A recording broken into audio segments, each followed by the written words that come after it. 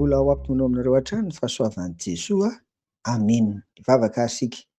Misaotra anao izay Tompo fa nomenao indray an'izao herinandro vaovao izao.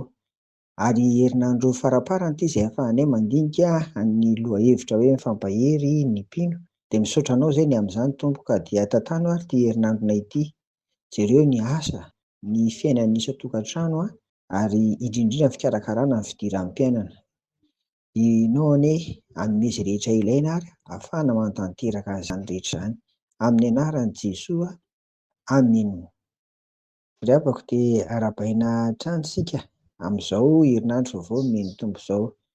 Raha ho amin'ny fikarakarana ny ankizy madinika dia inoako fa fikarakarana ny fidiran'ny mpianatra amin'ny septambra izao ka dia mampahery ny ray aman-dreny rehetra ny amin'izany ry havako.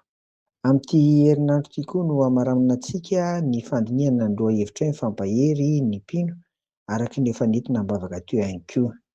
Manomboka izao ary isika dia hijery an'ireo karazan'olona vitsivitsy izay mila fampaherezana manokana araka ny ahitantsika azy koa indrindra mazava ho azy ato anatin'ny Baiboly.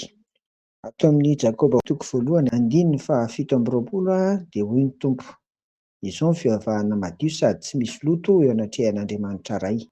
Ny mamaky ny kamboty sy ny mpitondra tena amin'ny fahoriana sy ny miaro ny tena tsy hisy petipetina avy amin'izao tontolo izao. Amen. Hitantsika amin'izany ilay hoe ny kamboty sy ny mpitondra tena indrindra fa ao anatin'ny fahoriana, indrindra fa ao anatin'ny zava-manahirana azy ireo. Dia ny fandehanana mandeha mamangy any mihitsy any an-tokantrano dia efa zava-dehibe ho azy ireny. Manome toky, manome fanantenana, indrindra fampiherezana ho azy ireo fa dia tsy hirery izy ao anatin'ny zava-manahirana ry havako. Dikan'izay izany dia zava-dehibe ho antsika amin'ny mampivavaka ny mandeha mamangy ny kamboty sy ny mpitondra tena satria tsy manan-kanterana afa-tsy ny Tompo izy ireo. Dia ankoatran'izany fanatrehana na fahatongavana izany mandeha mamangy azy ireny dia eo koa ry havana ilay fitondrana izay mba ilaina, mety hanampy, mety hamonjy, mety hampahery azy ireny, mety ho vola mikarena mihitsy izany ny zavatra hita maso sy azo tsapahin-tanana.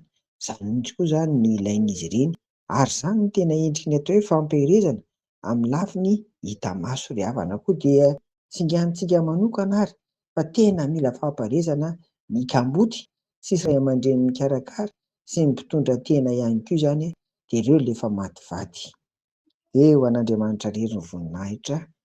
Amen. Mivavaka ary sika. Ry Tompo Rainay eny an-danitra tantano ary izay mba hahafohy fotoana andeha hamangy ny kamboty sy ny mpitondra tena indrindra ao anatin'ny zavatsarotra ny mahazo azy ireny. Ary ampianary koa izay mba hanome amin'ny lafiny hita maso, mety ho vola, mety ho fitaovana izay azahoana mamonjy azy ireny koa. Ary ataonay amin'ny fifaliana izany mba ho voninahitra ao Jesosy Kristy. Koa dia apetraka eo am-pelantananao indray ary ny fiainanay rehetra, indrindra araka ny efa nanambara teo ity herinandro ity. Amin'ny anaran'i Jesoa. Amen. Ho aminareo ry havako ny fiadanan'i Jesoa. Amen.